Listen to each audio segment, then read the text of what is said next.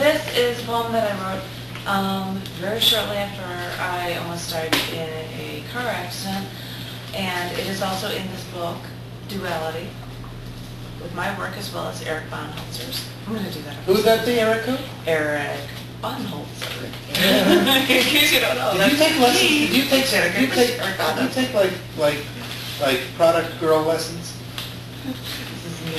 And he did this photo, and I'm like, oh my god, I have to try to find a photo to match it, and so I had to come up with the photo. Oh, okay, so that's cool. I was like, this is the awesome picture. It out. And so, yeah, we go through, yeah. Ghostbusters. Or something.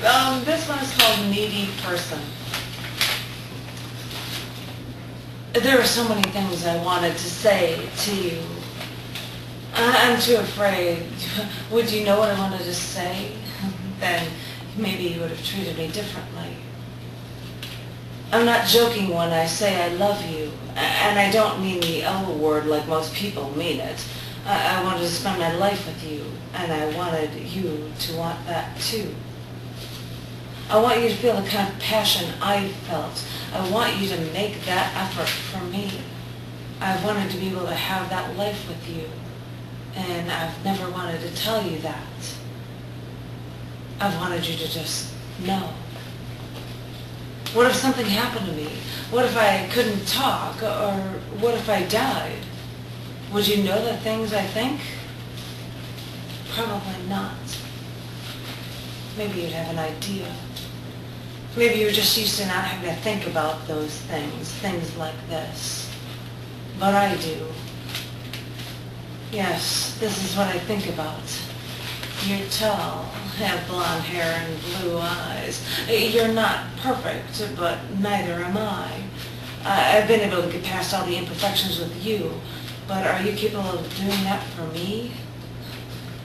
I'm a needy person sometimes, and sometimes my needs seem obvious and you never notice what I need.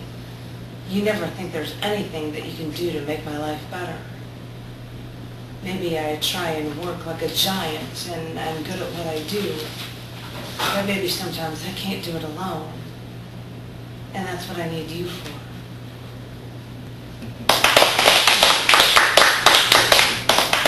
It's called My Dream. Please state. I want to get married. Have I mentioned that before? I know it doesn't make much sense for me to say it. I could have been married for years now. One person asked my hand in marriage. I even got a ring out of the proposal. I still have that ring. But I can't imagine anything ever working out in my life, and I can't imagine anyone with any value wanting to share the life with me too. It would be nice to have the ceremony and the flowers and the aisles and the bride with the bridesmaids and the bridesmaids would carry the flowers too, and the men would be corsages too. I wonder if they'd have to put the pin the flowers on their tuxedos, or if someone else would have to do that for them. Anyway, maybe I'd have something written or said during the wedding, and I would make sure that the musician wouldn't play any music that I wouldn't want to hear at my wedding. I don't know what the food would be like. I'd have to plan that out, well, when I'd actually have the hope of getting married, I guess. I have no idea what the honeymoon would be like either, or what kind of place I want to go to for my honeymoon. Someplace I haven't been. Someplace no one would ever plan a vacation to go to. My father is arguing about an insurance bill with someone over the phone now. This is what I'm reduced to, listening to conversations that may or may not have anything to do with me. I'm wondering when it's going to be my turn.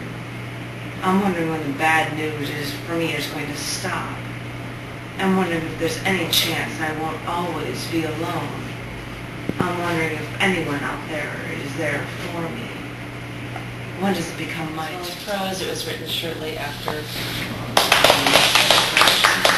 Well, not for me yet. There are so many things that I want to remember, and so many things I want to remember about you. I don't know if I choose to remember things a certain way, or if I see them the way everyone else does. I'm sure it's not like that. I'm sure I'd come to any given situation with certain ideas and certain hopes, with certain fears. And all the hopes and fears never happened that way for me. I'm used to that too, you know.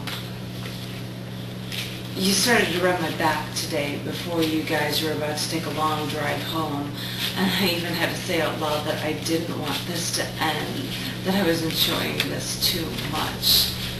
Well, I knew it was because I wanted you near me, and I didn't know how to ask for that. I didn't want to tell you that you shouldn't go. I had no security yet from you. I have no assurances yet either. And nothing was resolved. Not for me yet. And I always have hopes. I know that I do. I know that all my hopes never amount to anything, and you'll always look at me differently and look at life differently. This I know. But that doesn't mean that I can't hope for